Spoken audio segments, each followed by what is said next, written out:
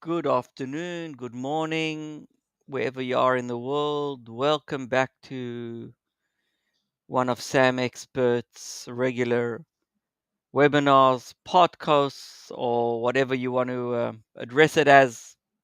Another talk about software licensing, negotiations, and of course, everything to do with Microsoft. Nice to meet you all. Those of you that have yet to be on one of my talks, my name is Daryl Ullman, and I'm a partner and I lead the negotiation team at SAMexpert. Got a bit of experience around Microsoft negotiation and software negotiation in general. Been doing it for the better part of, I don't know, 20, 25 years, but we don't count anymore. A bit of experience. Um, Yes, exactly. a bit of experience, yeah. And the idea behind these talks, I like to call them talks. Actually, it's better than anything else because it's not a prepared presentation. It's just bullet points that I put together based on experience, what we see in the market, what we see basically on a day-to-day basis. As I basically, this is what I do. I negotiate. And today's topic is, I would say, it's super important, but it's something that most people don't talk about enough because it's always about Microsoft or the vendor. I'm using Microsoft because we are a Microsoft consulting shop, of course. But again, I always start off and say that whatever I'm talking about now, it's relevant for any negotiation in business in general, in tech especially. And I just make it really relevant to Microsoft because, again, the idea is to bring you real life examples and experience from what's happening today in Microsoft. So today we're going to talk about internal risks in Microsoft negotiations. And the idea is basically taking the negotiation stage and having a look at it or scrutinizing it from an internal perspective. So we're going to be looking internally, inside, in-house. We're not going to look at Microsoft. Well, Microsoft's always going to be there, but I'm going to look at what happens within your organization, what happens within organizations. Okay, not going to be specific when you negotiate. And there's a common assumption that you can't negotiate with Microsoft. They too big, they strong, they aggressive, inflexible, um, and that's why I won't say lose in the negotiations, but you come out with the shorter stick. Like that's a kind of, I always get that vibe when I talk to organizations prior to negotiations or when they bring us in midterm. Um, and many times that's not the case. Um, the weakness comes from inside. So it comes from lack of leadership, poor internal communications, internal politics uh, can really fuck up negotiations. Badly, um, and bad governance. When governance breaks down internally, internal conflicts within groups, um, you're going to lose. And that's not because of Microsoft. It's just because you're not doing a good job with your internal preparation. So I'm going to touch on various aspects. Sorry, various aspects um, of internal failures, and I want you to keep in mind that many times, again, I'm talking mainly about large enterprises that have major negotiations in the tens and hundreds of millions. of dollars, euros, if it's Azure, if it's a Microsoft DA, if it's unified support. Microsoft knows you better than you know yourself. Where many times when I ask the internal negotiation teams, who are you negotiating with? Who's your account team? What's the hierarchy? What's the motivators within that Microsoft team? The structure. They don't know. So they don't know Microsoft as well as Microsoft knows them. Microsoft is people everywhere. And they're talking to everyone. They have leadership connections and they know exactly um, which buttons to press and how to press them. When the internal negotiation team that I talk to, sometimes they don't even know uh, who their leadership is connected to or what the relationship is. That's everything's internal. And that provides Microsoft with a huge advantage in preparing for the negotiations.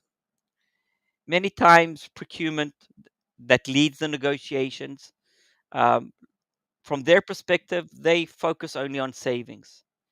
Um, IT promises new functionality. Everybody, business wants AI, wants Copilot. Everybody's pressing for the new and shiny toy out there. Legal is brought in too late. And then Microsoft sees this misalignment and they basically use it to their advantage.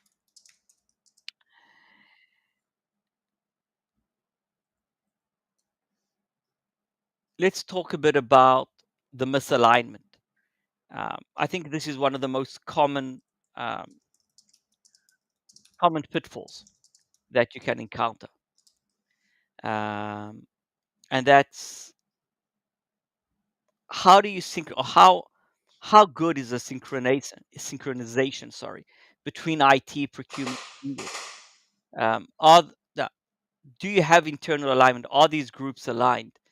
Is there one center leader, negotiation leader, that is coordinating, synchronizing um, the different elements of the negotiation team? Are the priorities aligned? Many times priorities aren't aligned. Budgets aren't aligned. Um, Scheduling isn't aligned. Just think about it a second. You've got a negotiation, you start 6 months in advance, and have you aligned your legal when they will be coming in? What kind of um, what is their responsibility? They have internal legal governance responsibility. You want to bring them in at the start of the negotiations. Many times legal is like, I won't say overlooked, but underestimated. And when they're brought in, it's already too late for them to have an impact. Or even if they do have an impact, you're not leveraging the impact of legal to drive commercial benefit. At the end of the day, negotiations are really difficult. They're getting more and more difficult. You all know. Prices are increasing 1st of November. On EAs, they're going to be flattened, so there's going to be one price level. Have you thought about your internal alignment? How are you going to internally align your strategy and the various elements within your organization that can assist you in leveraging and receiving better than better than standard market benchmarking um, concessions, and maybe offsetting that alignment, that new pricing alignment? Have you spoken to legal? Is legal even aware of this change that's happening? Maybe they've got an idea. Maybe they can leverage some kind of clause in the agreement. Maybe you need an early renewal, so you need to align everyone. Is legal even available? They've got like 100 different other contracts that they're negotiating. You don't want to bring them in at the last minute. So that's internal alignment. And if that's not aligned, you're going to ruin your negotiation strategy. You're going to have your legal work against you. Not because they don't want to succeed and want to drive excellent results for your organizations, They just don't have the bandwidth, the capacity, and then they're going to get annoyed with you, and then Microsoft's going to leverage that because they've got a very acute ear, and they're looking out for it. So that's an example of just misaligning a the schedule between the various um, elements of the organization. Uh, if you don't bring in the business early enough, and maybe they driving um, a AI initiative, and that AI initiative is going to drive thousands of Copilot licenses, and the executive leadership is, and we know this is happening today. There's a FOMO, a fear of missing out, that you're not catching up quick enough to the new tech, the new buzz in the market. AI is AI, huge benefits, but are you aligned? Is the business aligned with procurement, with IT, with legal? There's a lot of legal issues around that as well. Executives have got the fear of missing out, that they're going to be left behind. They've got their own agenda, um, and that agenda can be pure ego, could be pure need to for recognition in the market, that they are not being left behind in this new hype. So they've got this whole concept of where they need to be and where they want to go. They not thinking about the overall impact on the negotiations. You might have a flat budget, everybody's pushing, and we all know about budgets and wanting to keep the budget flat, or with a 3% increase, or that. I'm not even talking about decreasing Microsoft IT budgets. Like, haven't heard of that one. I've heard about that. I hear about it, but in reality, nobody hits the budget. It's like the most um, crazy thing. Um, there's a budget that I always ask, "What's your budget?" Sometimes I get an answer, "No, there's no budget." Oh no, like last year. Oh, the budget hasn't been set yet. Oh well, if we need more budget, we'll get it from another bucket with internally. That's where misalignment already starts, just around that. So now imagine that. Well, don't imagine you. This is what you do for a living. Your one of your executives is all warm and fuzzy about AI. Got no idea what the licensing metrics are. None. Got no idea what the pricing is. Oh, no, they think that they are a large that this is going to be a large acquisition, that you're going to be getting a 50% discount because that's what they got from another company. Well, in Microsoft, 50% doesn't exist. Much less, as we all know. But there's like this idea in their head, or they heard from one of their counterparts, and they're running with this, and then they drop it on your table, and you come back and you say, well, this is going to increase our budget by 20%. Our Microsoft budget is going to just explode, and then everybody, and then you'll feel the pressure, and then you have to be the ones that can't deliver. Very difficult to deliver. And then where does that put you personally, from your professional ability to deliver? And it's been said by one of your executives. So, and then legal has to come in time because there's a lot of data privacy issues, IP issues with AI. Have they had a chance to review the terms and conditions? Are they going to push back at the last minute? Somebody's going to be the bad guy, or somebody's going to underperform. Again, a lot of internal tension is happening within your organization, and that's again without even starting to negotiate with Microsoft. You might have what I call, we are shadow negotiators, but we external shadow negotiators. Organizations bring us in to basically mentor, coach, shadow the entire process. That's what we do. But now, internally, many times there's the lead negotiation team that has the mandate to lead the negotiation. But there are multiple shadow negotiators within the organization that have their own agenda, have connections back into Microsoft, have their own ego, and they basically shadowing you. Now, if you're lucky, you know about it. It's like shadow IT, but this shadow negotiators.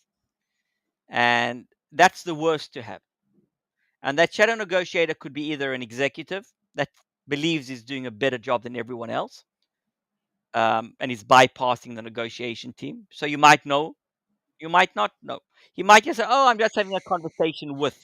That conversation can completely derail your entire strategy because you're saying one thing might be true, might be posturing. Posturing is part of negotiations. You build up various BATNAs, best alternatives to negotiation. That shadow negotiator, if he's high up, can ruin that entire strategy.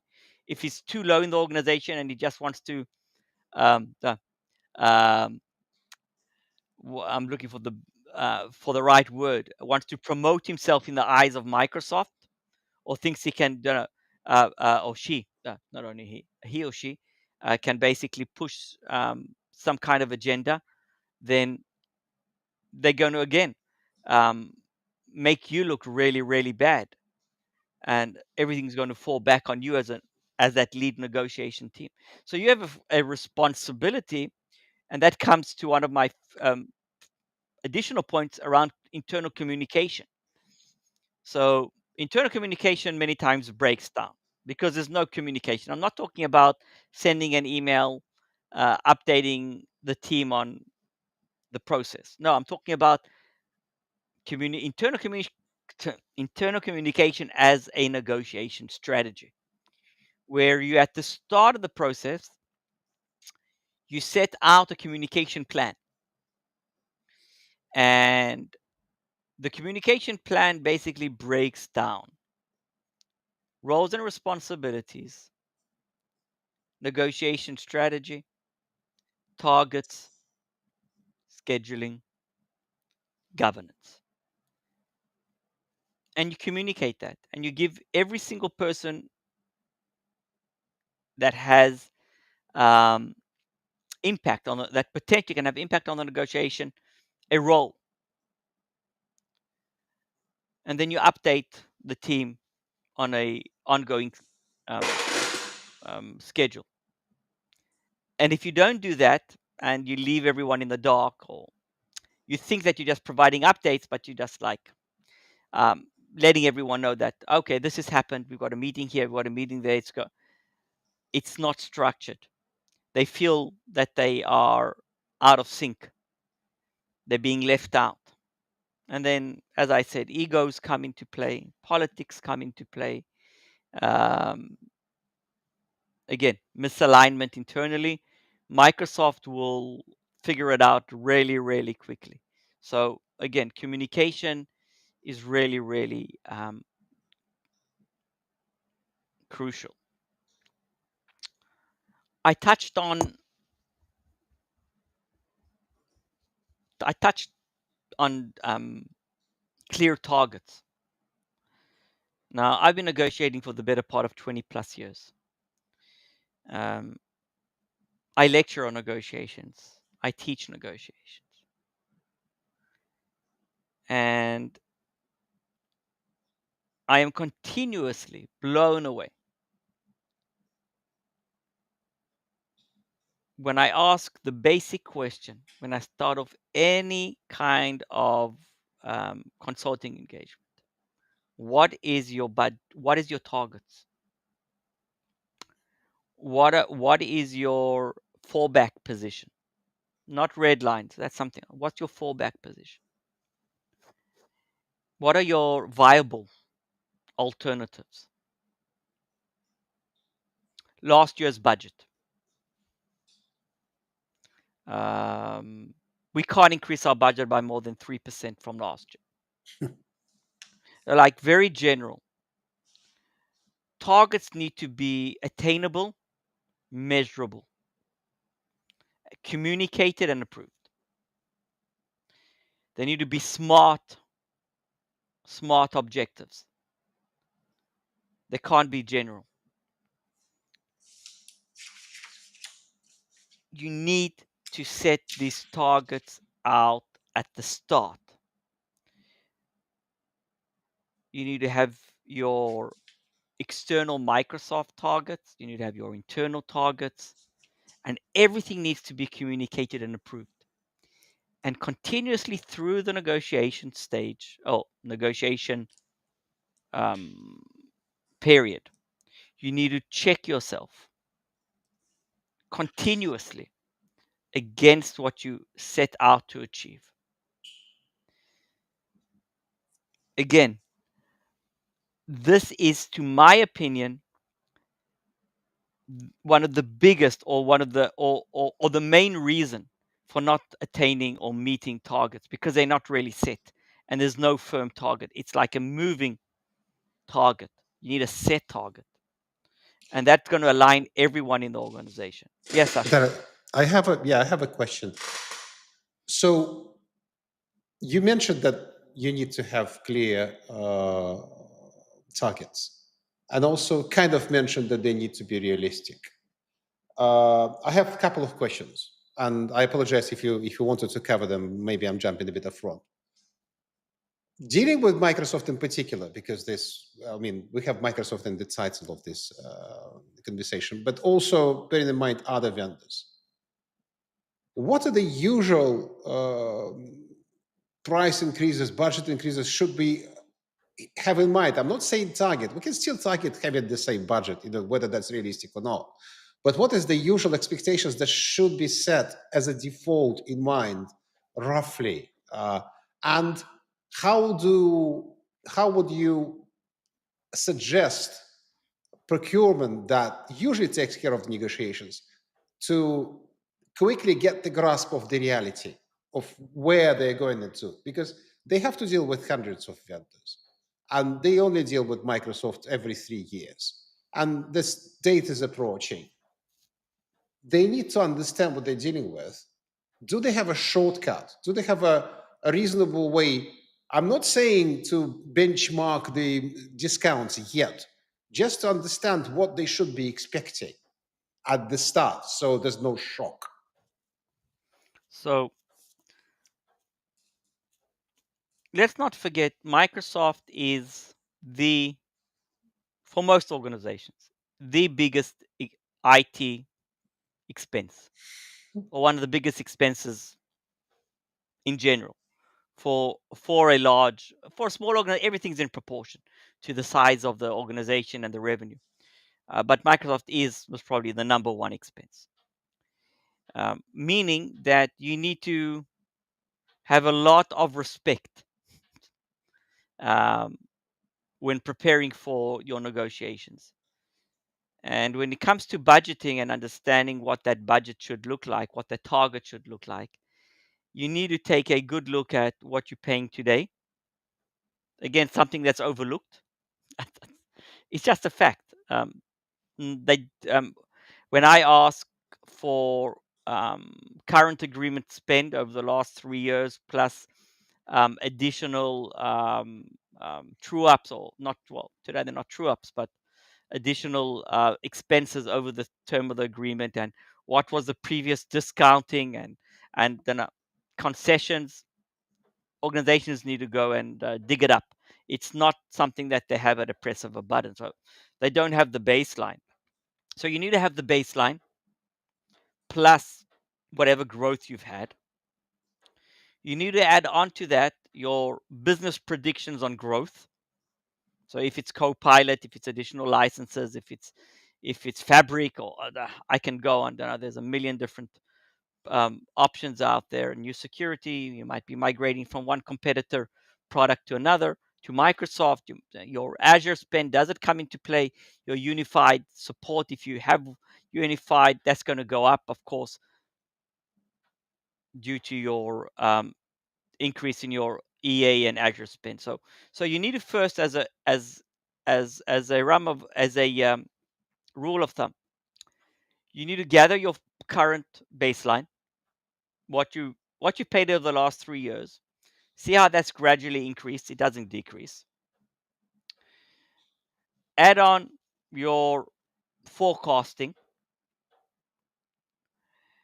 unified support, pretty easy to do. You can have a look at what your EA and your Azure cost is costing you today, what that is potentially is going to be, and then of course that is proportional as a percentage point to your spend. So unified is pretty easy to calculate, and then as simple as it gets, go on to ChatGPT, go on to Google, ask what um, what um, provide me with the last 3 years of price increases that Microsoft has announced. Simple. Nothing, there's no magic here. You don't need anyone, you don't have to pay anyone for this. And it will give you, I don't know, the various products and the dates because everything has been publicly announced.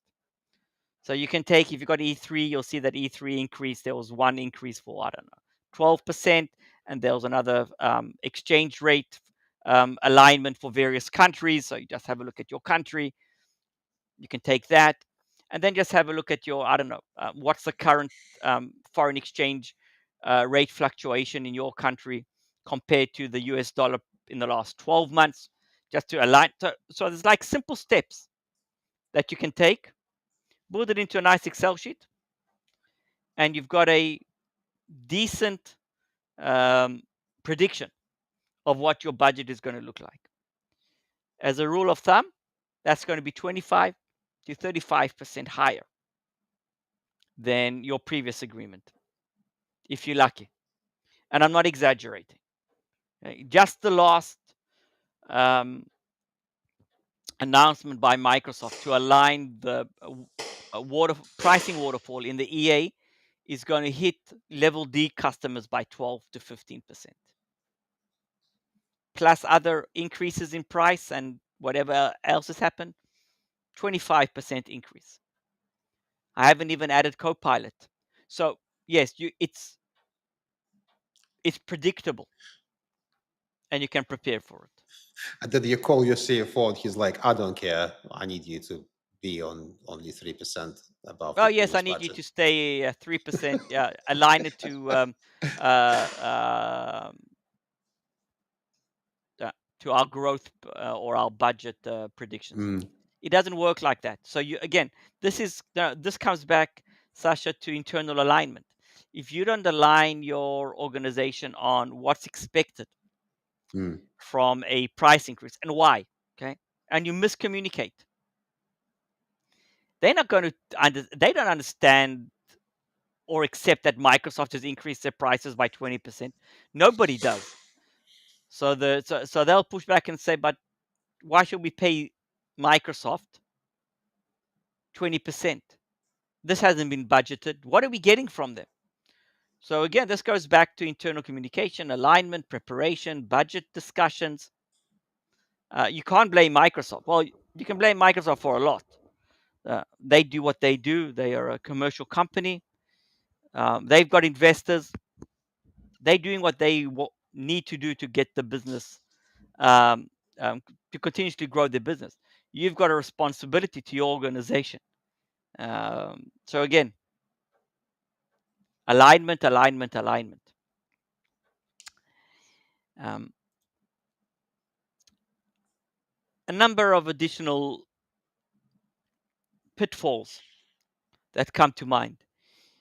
One is I'll call this,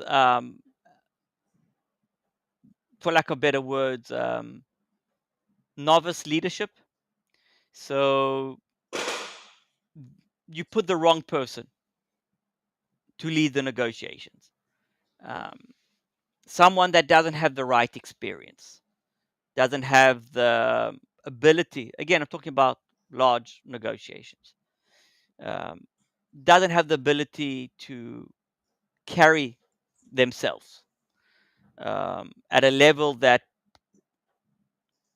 provides Microsoft with the assurance that they're dealing with the right person, that that person has the ability to take decisions, or that they are either a decision maker or they have the ability to drive decisions internally. And if you put somebody that doesn't have that experience and doesn't understand strategic negotiations, um, in depth strategic negotiations, internal alignment, politics, psychology, finance, legal, human interaction, Microsoft won't take them seriously. They will bypass that team or that leader very, very quickly. They won't provide him with credit, negotiation credit. Let me give you an example.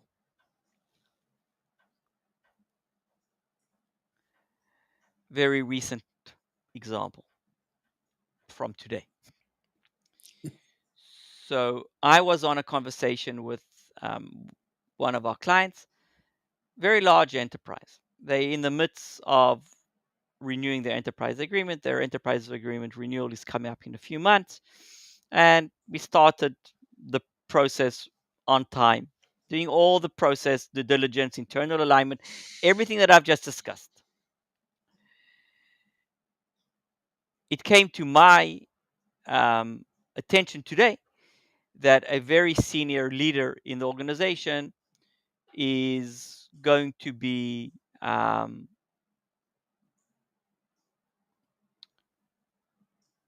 I would say presenting or have a PR engagement planned in a few months' time with Microsoft. I asked the negotiation team, because I was asking these, I ask a lot of questions when I talk to my customers. They get annoyed sometimes, or they think that I'm wasting their time, but I get paid for it, so I do it anyway. Um, and funnily enough, it came up that there's this future planned engagement, and my basic question was, okay, so what's in it for us as the negotiation team? Okay, what is the what is it? It's not for us. What is it? What will the organization gain from this collaboration? Nothing wrong with it. Excellent. Opens a lot of doors, executive relationships. What are we gaining from it? Nobody knew. It was like, no, just like this joint PR, and we talk, and he's talking or she's talking, and then my question was, why? Okay, why? Why? Because there's ego. This specific leader has got a super platform, high executive level platform, to talk about some of their success stories internally. Makes him look really good because we've all got an ego. Okay, we've all got an ego. We all want to feel that we're being accepted, and it's nice to get a pat on our back. And again, very senior leadership panel, fantastic. What about this negotiation that everybody's sweating about? Where part of the executive directive is keep the budget flat. Now, how the hell can you keep the budget flat when there's so many different moving parts? Prices have gone up, very difficult. And we like digging. I'm digging for leverage points. What can we bring to the table? And again, this is where negotiations get, it's much more than just the specific prices and optimization and 365 and the profiles. It's so much more. It's what can we utilize that's going on in the organization? What can we leverage?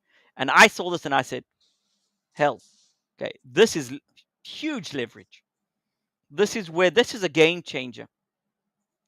So then the entire discussion turned to from SKUs, optimization, and various other aspects that we were discussing to how do we take this opportunity and leverage it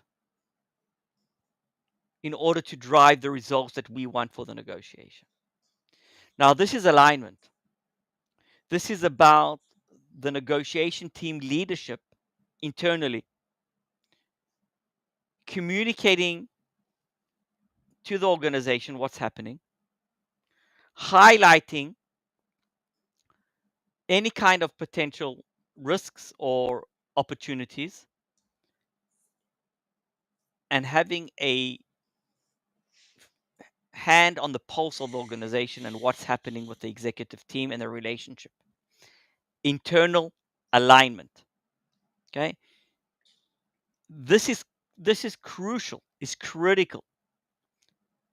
So again, just keep in mind, negotiations is much more today than just optimization, profiling, personas, SKUs.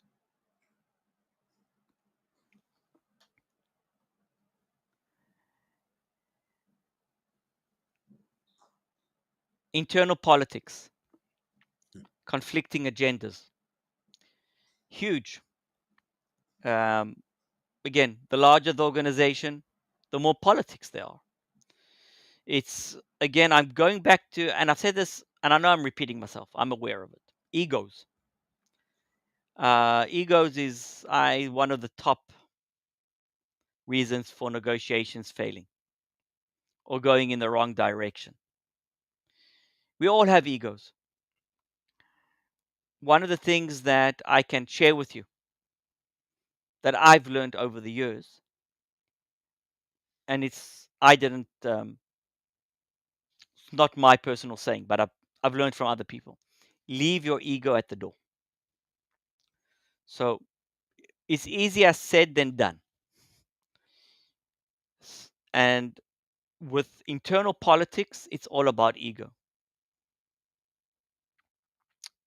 You need to recognize and you need to map out, especially if it's your first negotiation or you haven't led a negotiation before. Maybe you're new to the organization. You need to really map it out. Sit down, write it down. Figure out the internal politics. Who can gain and who's going to lose from the success of the negotiations. And figure out how you can preempt any internal friction and the potential clashes that's going to happen internally. I've seen IT and finance completely misaligned. Like the two executives, CFO and CIO, that are in a really bad relationship. Bad relationship. How do you negotiate? How do you align? There's no respect there. Or a new CIO that just came in mid-term of the negotiations, and they have a completely different view of how the negotiation should be going, and they want to prove themselves because they're new in the organization. So I'm not saying that there's no magic wand that you can just like, okay, solve it. It's more about being aware. So awareness is 80% of the solution. So if you are aware that a new CIO is coming in and you understand that it's going to impact the negotiations and you can pre-plan that, or there is a rift between C-level executives, or maybe even lower than that, just internally between the Azure FinOps team and the EA team, and you're trying to align the budgets and trying to leverage a one organizational spend, and in the meantime there are different agendas, and you are aware of it and you have a plan, you're 80% there already. 20% is just executing. That's the easy part, the easier part. Awareness, awareness, awareness.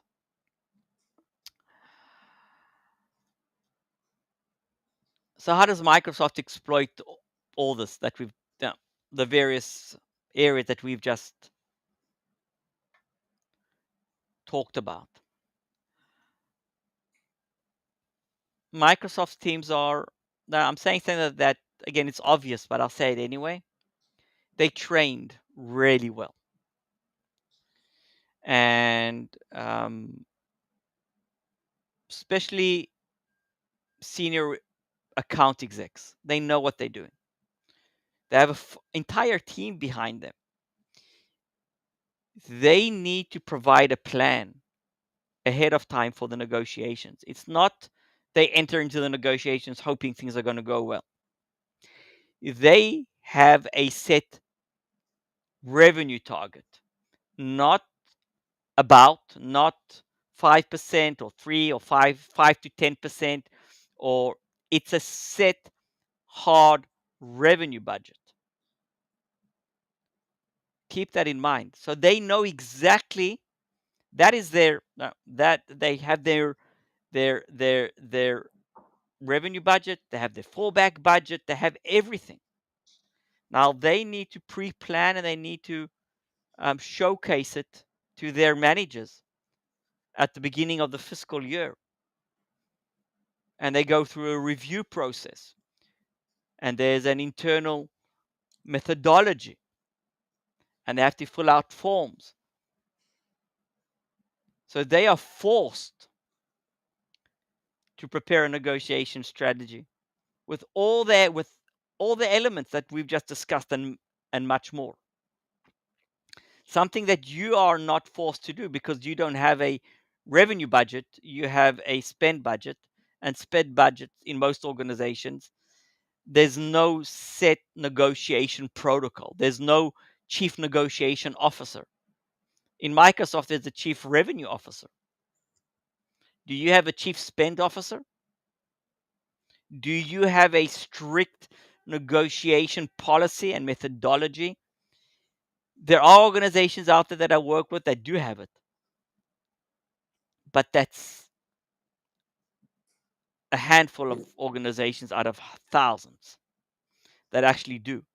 So imagine you are coming into the negotiation. Luckily enough, if you are starting 6 months in advance and you've done a bit of preparation, you've got a certain budget or estimations, and you're starting to align people, and people are coming and going, and it's like a moving target, and you're still discussing the future. Maybe you're going to move from E3 to E5, depending on there are various pilots or POCs going on that you're not sure how they're going to end. Are you going to have budget? Aren't you going to have budget?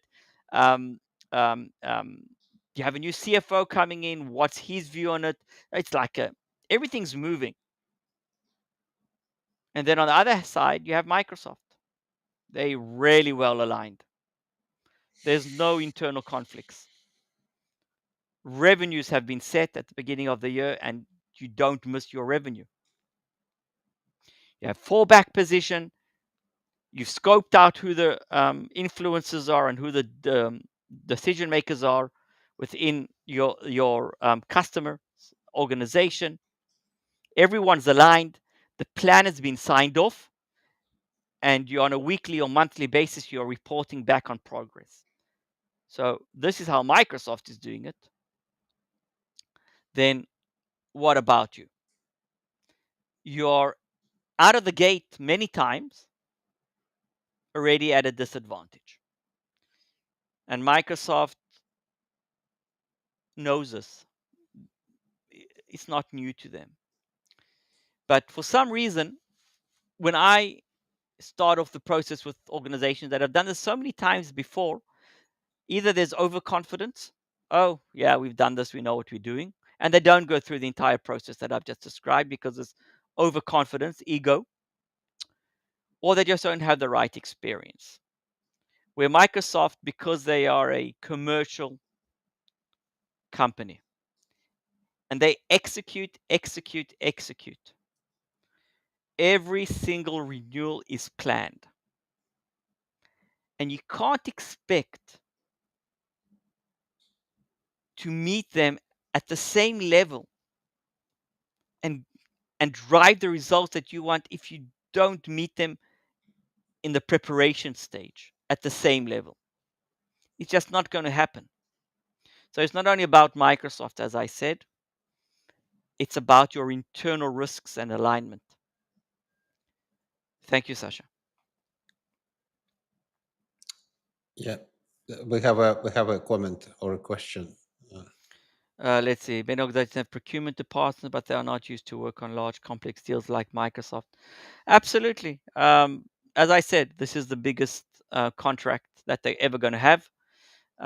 It's sometimes the total amount of all of the other agreements don't come close to the Microsoft agreement. It's a different scale of negotiations. Couple more questions. Do you suggest a 7-year? I've never heard of 7-year contracts. I'm not aware of a 7-year contract personally. You do have the option, again, depending on your size and your position in the market, to drive a 3+1, 3+2 agreement. Again, very special circumstances. I definitely am all for a longer period agreement than 3 years.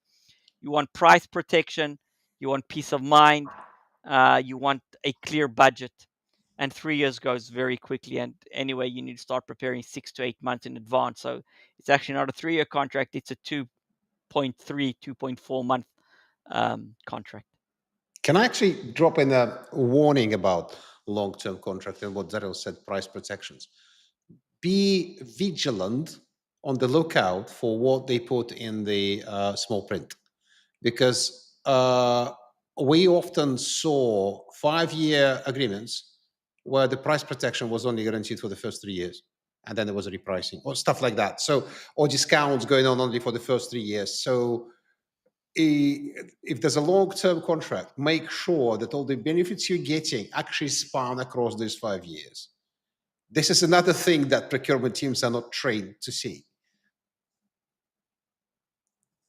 Thank you, Sasha. And we have another very interesting. This is very relevant question for the current circumstances. What is your view on benchmarking when waterfall discounts are going away? Very important, super important.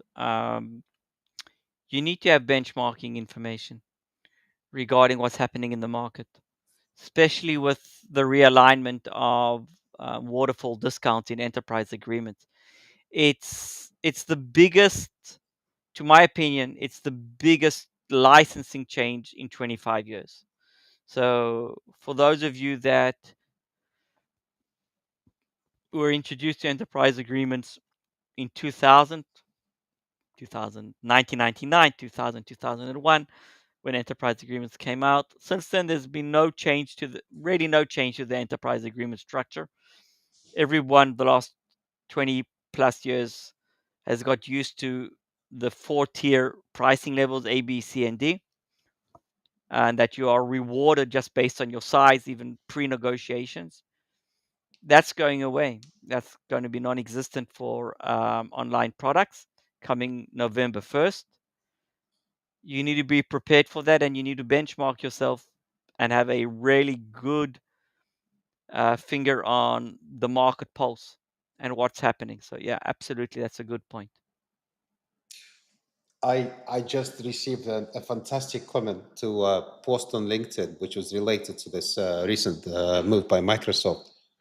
Just was just posted 20 minutes ago. I really want to read it, and before we end this Please do. this event, I believe we are approaching a breaking point, more trouble than it's worth, and the first signs of companies moving away from Microsoft are already visible.